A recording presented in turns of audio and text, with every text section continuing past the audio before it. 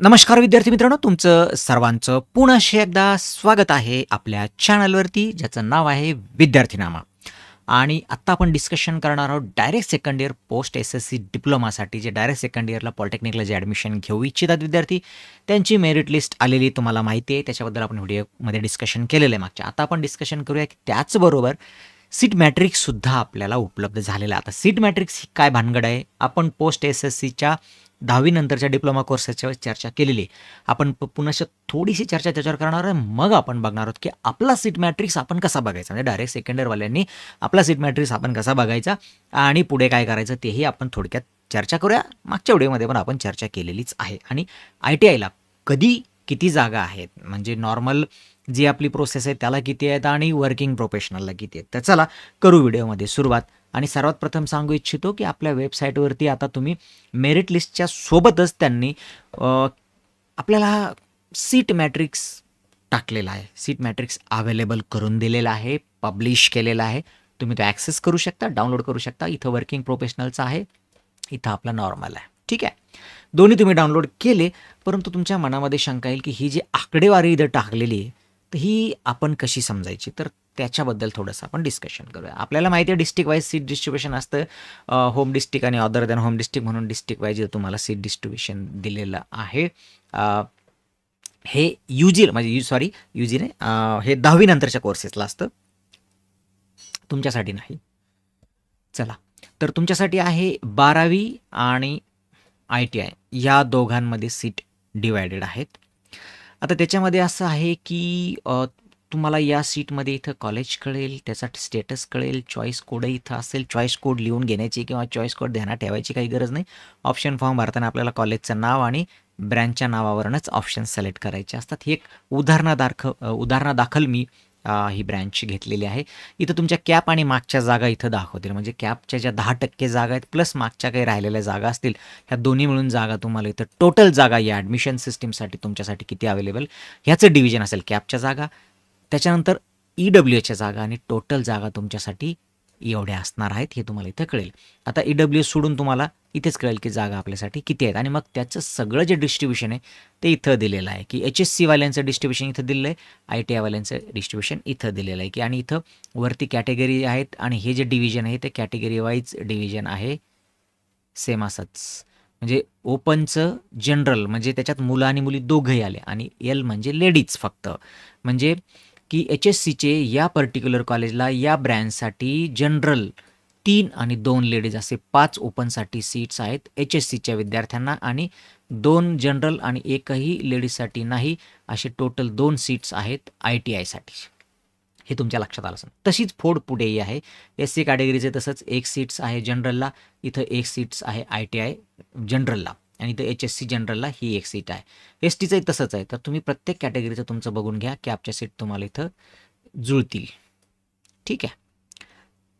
आणि EWSचं मागच्या जर काही जागा राहिल्या असतील तर त्याही तुम्हाला पुढे कॅरी फॉरवर्ड केलेल्या आहेत. ही बघा, मागच्या वर्षीची 1 जागा, ह्या वर्षीची 2 तुम्हाला जागा EWSला अवेलेबल आहेत. आणि ह्या आहेत 12वीवाल्यांसाठी, इथं आहेत तुमच्या ITI-वाल्यांसाठी. तर हे तुम्हाला इथं गणित हे प्रत्येक कॉलेजचं असं तुम्हाला बघायला मिळेल. म्हणजे तुम्हाला लक्षात येईल की आपण जे कॉलेज टार्गेट करतोय तर त्या कॉलेजला नेमक्या आपल्यासाठी सीट्स आहेत किती, हे तुमच्या लक्षात येईल. दुसरं अजून एक उदाहरण आपण घेऊया. सेम तिथं पण तसंच आहे. ही ब्रँच आपण फक्त वेगळी घेतली. इथं 24, EWSच्या 5, टोटल 29 सीट्स तुमच्यासाठी अवेलेबल असणार आहेत. त्याच्यामध्ये तुम्ही बाकीचा हिशोब बघू शकता. हे HSCसाठी आणि हे ITIसाठी. इथं मागच्या 3 जागा आहेत, ह्यावर्षी अशा 4 जागा तुमच्यासाठी अवेलेबल आहेत. तसंच बाकीचं जे रिझर्वेशन आहे, म्हणजे हे तर आपण बघितलंच, open, SC, ST, DTVJ, NTB, CD, OBC, SCBC जे नवीन रिझर्वेशन यावर्षी आलेलं ते, आणि ह्या सगळ्या आपण बघितल्या. याच्यामध्ये हे जनरल बघितलं, लेडीज बघितलं, आणि HSCसाठी बघितलं, आणि सेम खाली आपण ITI-वाल्यांसाठी सुद्धा बघितलं की कुणाला किती जागा आहे. ठीक आहे, हे बघितल्याच्यानंतर मध्येच तुम्हाला हे PWD दिसलं असणार. हे कॉमन एक म्हणजे जे PWD विद्यार्थी आहेत, दिव्यांग विद्यार्थी आहेत, ते ह्या पूर्ण याच्यापैकी कुठेही एका ठिकाणी येऊ शकतात. 1 जागा ह्याच्यातली त्यांना जाऊ शकते. आणि हे पर्टिक्युलर कॅटेगरी वाईज असतं की एक कोणत्या कॅटेगरीला जागा पडणार. तर ती कशी पडली, ती कॉमन आहे, म्हणजे ती कुणालाही ओपनमध्ये जाऊ शकते. SC ST जिथं अवेलेबल तिथं जाऊ शकते ती स्टेट लेवलला. डिफेन्सही तसंच आहे.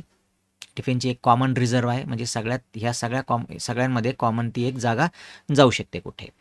हे असंच खाली चित्र आहे आय टी आयवाल्यांचंही. मागच्या वर्षीची एक जागा त्यांना ती डिफेन्समध्ये आय टी आयला ती जागा मिळणार आहे. तर या प्रकारे सीट डिस्ट्रीब्युशन तुम्हाला बघायला मिळेल आणि तुम्ही तुमच्या कॅटेगरीनुसार सीट डिस्ट्रीब्युशन आपण नॉर्मलचं जे आहे ते बघू शकता. आता वर्किंग प्रोफेशनलसाठी आता आपण बघूया की वर्किंग प्रोफेशनलचे सेम तुम्हाला स्ट्रक्चर तसंच मिळेल. तिथेही तुम्हाला कॉलेजचं नाव, त्याचं स्टेटस, त्याच्यानंतर चॉईस कोडमध्ये शेवटी W लावला आहे म्हणजे तो चॉईस कोड आहे वर्किंग प्रोफेशनलचा. ब्रँच, टोटल सीट, आता ही डिव्हिजन घेतलेली त्यांनी, एक डिव्हिजन 30 याची, म्हणजे इथं 30 डिव्हिजन, तर त्यांनी पूर्ण सीट सरेंडर केले असतील म्हणून इथं आयला सीट नाही आली. नंतर आयलच्या पण सीट्स तिथं इन्स्टिट्यूट लेवलच्या सीट जे लोक मॅनेजमेंटमध्ये ॲडमिशन घेऊ इच्छितात वर्किंग प्रोफेशनलसाठी ते कॉलेजला संपर्क करू शकतात ज्यांनी सीट सरेंडर नाही केलेलं त्यांना. टोटल 30 सीट, EWचे 3 सीट. त्याचं डिस्ट्रीब्युशन सेम तसंच आहे. HSC वाल्यांसाठी 2+1 3 ओपनला, इकडे 6+3 आय टी आयवाल्यांना. म्हणजे इथं तुम्हाला कळेल की आय टी आयवाल्यांना जागा अधिकच्या आहेत, तिकडं HSC वाल्यांना अधिकच्या जागा आहेत, कोटा जास्त आहेत. बाकीचे सीटचे डिस्ट्रीब्युशन किंवा बाकीच्या सीटची जी फोड आहे ती तुम्हाला इथं बघायलाच मिळेल. सेम त्याचप्रमाणे खाली आय टी आयवाल्यांचं सुद्धा तुम्हाला बघायला मिळेल. सेम PWD आणि डिफेन्सचं तुम्हाला रिझर्वेशन आहे तिथं बघायला मिळेल. EWचे सीटसुद्धा तुम्हाला इथं बघायला मिळतील. तर हे झालं सगळं वर्किंग प्रोफेशनल. अजून एक वर्किंग प्रोफेशनलचं आपण उदाहरण घ्या ज्या कॉलेजला मॅनेजमेंटच्या सीट आहेत, ते हे आपल्याला इथं कळतं की बघा या कॉलेजला कम्प्युटर इंजिनिअरिंगसाठी 24 कॅपच्या जागा आहेत. टोटल 30 आहेत, त्यातले 24 कॅपच्या, 6 त्यांच्या मॅनेजमेंटच्या, 3 EWS. त्याचं जे डिस्ट्रीब्युशन आहे ते तुम्हाला इथं आपण जसं माहिती घेतली त्याचप्रमाणे ह्या दोघांचे डिस्ट्रीब्युशन तुम्हाला इथे मिळेल. शिवाय PWD डिफेन्सचं रिझर्वेशन, EWचे रिझर्वेशन, ऑर्फनचं रिझर्वेशन हे तुम्हाला इथं बघायला मिळेल. तर या सगळ्या गोष्टी आपण बघितलेल्या. तर ह्याच्या बाबतीमध्ये तुम्हाला जर काही शंका असेल, काही कळत नसेल किंवा एखादी टर्म तुमच्या लक्षात आली नसेल किंवा सीट मॅट्रिक्सच्या संदर्भात तुम्हाला काहीही शंका असेल तर नक्कीच कमेंट्स बॉक्समध्ये विचारा. आपण तिचा नक्कीच उत्तर देण्याचा प्रयत्न करूया. सगळ्यात महत्त्वाचा प्रश्न पुढे काय करायचं आहे, मागच्या व्हिडिओमध्ये आपण चर्चा केली, सेम स्लाईड घेऊन याही व्हिडिओमध्ये आपण चर्चा करणार आहोत की पुढे सीट मॅट्रिक्स आलेला आहे, फायनल मेरिट लिस्ट आलेली आहे, आपल्याला मेरिट लिस्ट पण कळालेली आहे, जागा किती कोणत्या कॉलेजला हे पण कळालेलं आहे. उद्यापासून आपल्याला ऑप्शन फॉर्म भरायचे आहेत. जसं मी सांगितलं घाई करायचं नाही, पण विसरून पण जायचं नाही आहे. व्यवस्थित लिस्ट बनवायची. तुमच्याकडे आता कॉलेजची लिस्ट आहे, कॉलेजचे मागचे कट ऑफ आहेत आणि तुमच्याकडे सीट मॅट्रिक्ससुद्धा आहे. तुमच्यासाठी काढलेले कॉलेजेस बघा, तिथं जागा बघा किती आहे, तुमच्या मेरिट नंबरनुसार गणित बसवा, मागचे कट ऑफ बघा आणि एक बेस्ट तुमच्यासाठी एक लिस्ट तयार करा आणि ती तयार ठेवा तुम्हाला ऑप्शन फॉर्म भरण्यासाठी. बनवलेली लिस्ट तुम्ही मेरिटनुसार व्यवस्थित करून घ्यायची. व्यवस्थित आपलं मेरिट टेस्ट झालं पाहिजे आणि मग तुम्ही काय करा, त्याप्रमाणे ऑप्शन फॉर्म भरा आणि एक चांगलं कॉलेज पहिल्याच राऊंडला तुमच्या हातात यावं ही सगळ्यांना सदिच्छा, सगळ्यांना शुभेच्छा. थांबूया इथे, पुन्हा भेटू नवीन व्हिडिओमध्ये. तोपर्यंत नमस्कार.